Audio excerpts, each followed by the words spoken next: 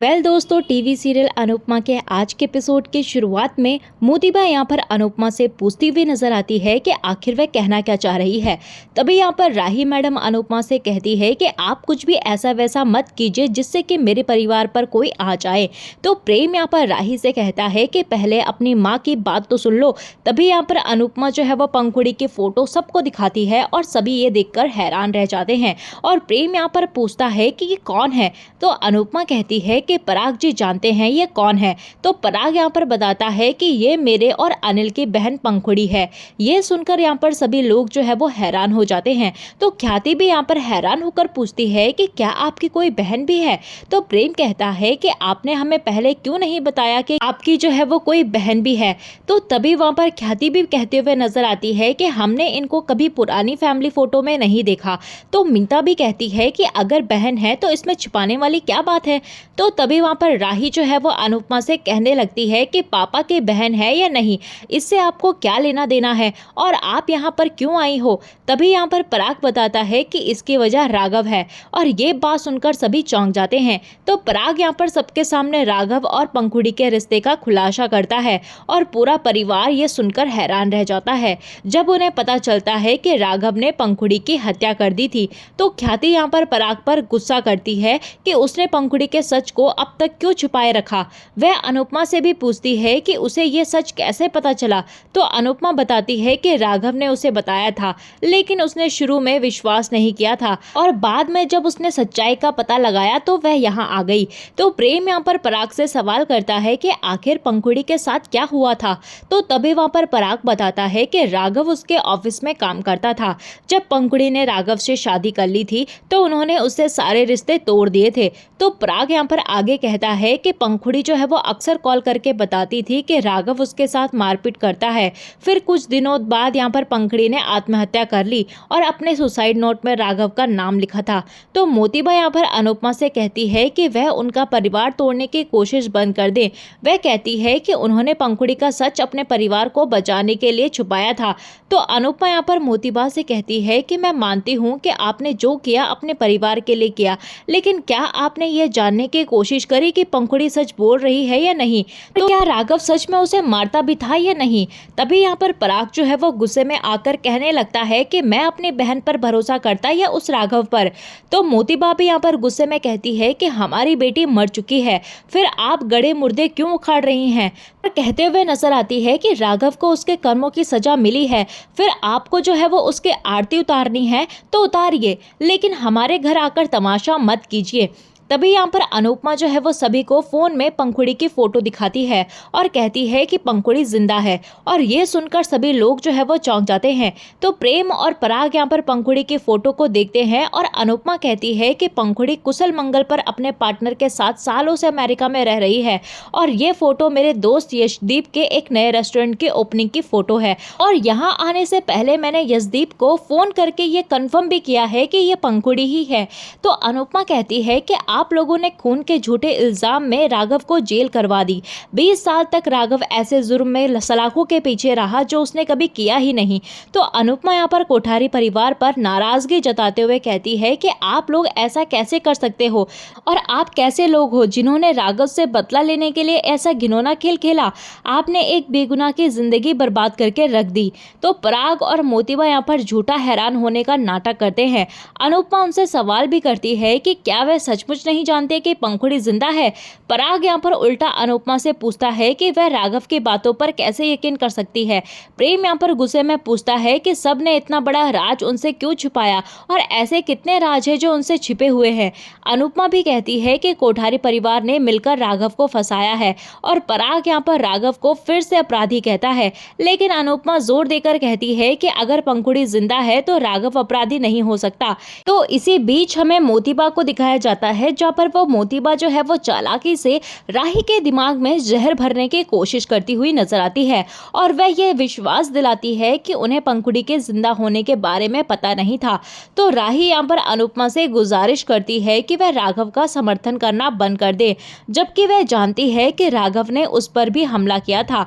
अनुपमा यहाँ पर राही को समझाने की कोशिश करती है और वह राही को याद दिलाती है कि कैसे उसे खुद भी डिम्पल की मौत के मामले में गलत तरीके से दोषी ठहराया गया आया था और वह गायब हो गई थी। और फिर वह राही से अनुरोध करती है कि वह राघव की तकलीफ को समझे, क्योंकि वह बिना गलती के 20 साल जेल में रहा है। अनुपमा यहाँ पर कोठारी परिवार को बताती है कि राघव ने केस जो है वो दोबारा खुलवा दिया है और वह राही से कहती है कि राघव ने तुम्हारे साथ जो किया है वह बिल्कुल गलत था, लेकिन यहाँ बात पंखुड़ी की हो रही है। मुझे तो ये समझ नहीं आ रहा है कि सिर्फ एक सुसाइड नोट के आधार पर किसी को उम्र कैद की सजा कैसे हो सकती है, और वह भी जब तक लाश जो है वो नहीं मिले। और इसका मतलब तो सिर्फ यही है कि पैसे और पावर का गलत इस्तेमाल किया गया है।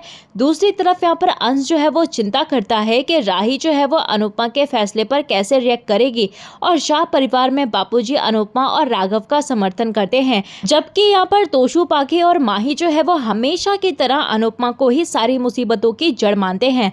तो बापूजी कहते हैं कि जब अनुपमा शाह परिवार के लिए कुछ लड़ती है या फिर कुछ करती है तो सब ठीक है, लेकिन जब वह दूसरों की मदद करती है तो उसे गलत ठहरा दिया जाता है। लीला यहाँ पर ताना मारती है कि बापूजी की नजरों में तो अनुपमा कभी गलत ही नहीं हो सकती। अंश यहाँ पर कोठारी परिवार के हालत को लेकर परेशान रहता है, और दूसरी तरफ यहाँ पर मोतीबा जो है वो नाटक करती है और कहती है कि वह पंखुड़ी से मिलना चाहती है और वह घबरा जाती है। अनिल और पराग यहाँ पर मोतीबा को संभालते हैं, और राही गुस्से में अनुपमा से कहती है कि क्या आप देख रही हैं, आपकी वजह से यहाँ क्या हो रहा है। मुझे समझ नहीं आ रहा कि आप चाहती क्या है। अगर आप चाहती हो तो ये खबर आप शांति से आकर भी बता सकती थी, लेकिन आपको तो राघव अपनी बेटी से ज्यादा प्यारा हो गया है। अनुपमा यहाँ पर राही को समझाने की बहुत ज्यादा कोशिशें करते हुए नजर आती है, लेकिन राही उसे टोक देती है और गुस्से में कहती है कि मैं आपकी क्या बात सुनूं। आपको उस राघव पर भरोसा होगा, लेकिन मुझे अपने परिवार पर भरोसा है। आप उसकी वकालत करने के चक्कर में मेरे परिवार को हर्ट मत कीजिए। जब खुशियां आने लगती हैं तभी पता नहीं क्या हो जाता है और एक पल में सब कुछ खत्म हो जाता है। मुझे इस बात की तकलीफ है कि हर तकलीफ की शुरुआत जो है वो सिर्फ आपसे होती है। ऐसा क्यों है? आप खुशी को खुशी क्यों नहीं रहने देती? और आज पहली बार हम सब एक साथ थे और बहुत ज्यादा खुश थे, लेकिन आपने हमारी खुशियों को नजर लगा दी। आप मेरे परिवार से सबूत मांगने आई हैं, लेकिन क्या आपने उस राघव से सबूत मांगे? क्या उसके पास कोई सबूत है कि पंखुड़ी के जिंदा होने के बाद यह लोग पहले से जानते थे? ये सब मिले हुए हैं, और क्या इस बात का आपके पास कोई सबूत है? और आप बिना पूरा सच जाने, बिना कोई सबूत के यहाँ सवाल जवाब करने आ गई। तो राही यहाँ पर हाथ जोड़कर कहती है कि मुझे ये बात कहते हुए बहुत ज्यादा बुरा लग रहा है, लेकिन प्लीज आप मेरे परिवार से दूर रहिए। अनुपमा यहाँ पर हैरान हो जाती है राही की बातों से, और उसका दिल जो है वो टूट जाता है और वह दुखी होकर वहां से चली जाती है। वहीं दूसरी तरफ यहाँ पर परी जो है वो किंजल से कहती है कि उसका कोर्स जो है वो जल्द शुरू होने वाला है।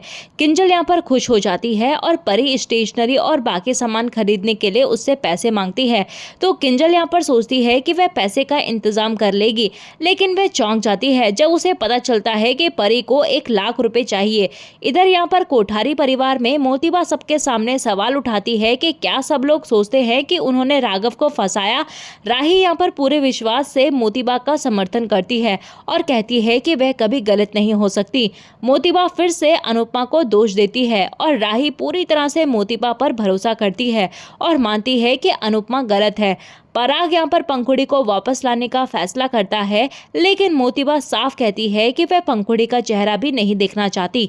राही यहाँ पर मोतीबा और पराग का समर्थन करती है। पराग भी यहाँ पर राही को उनको समझने और उन पर भरोसा करने के लिए धन्यवाद कहता है। प्रेम को अनुपमा की चिंता होती है और वह उसके लिए भगवान से प्रार्थना करता है। वहीं दूसरी तरफ हमें अनुपमा को दिखाया जाता है, जहाँ पर अनुपमा जो है वो परेशान होकर जा रही होती है और वह राही और मोतीबा की बातों को याद करके दुखी हो जाती है। अनुपमा पार्क में जाकर बैठती है और तभी एक छोटा सा बच्चा कान्हा जी की वेशभूषा में आता है और अपने नाटक के डायलॉग याद करते हुए बोलता है कि मुझ पर भरोसा रखना, मैं तुम्हें अंधकार में भी रास्ता दिखाऊंगा। अनुपमा इसे भगवान का संकेत मानती है और भगवान को धन्यवाद कहती है और वह भगवान से उसकी मदद करने के लिए प्रार्थना करती है।